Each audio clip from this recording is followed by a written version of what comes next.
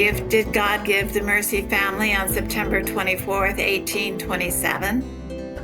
What does God ask of us as we celebrate that day every year?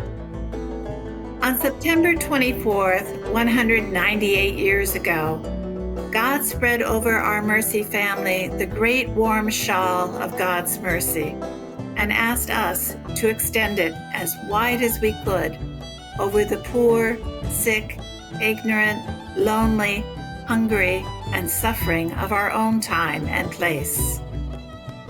September 24th in 1827 was the feast of Our Lady of Mercy, an ancient feast day of Jesus' Mother Mary.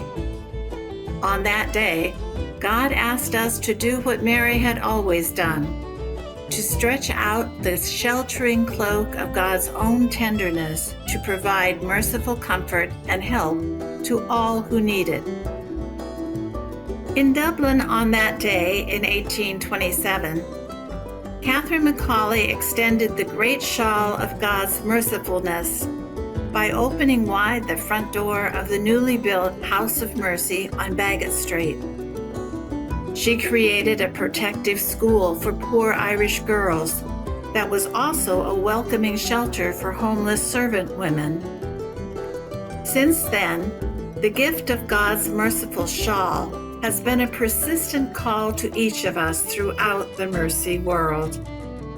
It daily asks us, weak, ordinary human beings, to accept the weight and duties of God's shawl of mercy and to extend its sheltering comfort to all God's beloved people. This is what we celebrate on September 24, 2025. God's own mercifulness inaugurated a new community of shawl and cloak wearers who would reach out to shelter and soothe the poverties, sicknesses, and debilitating ignorance of God's beloved people throughout the world.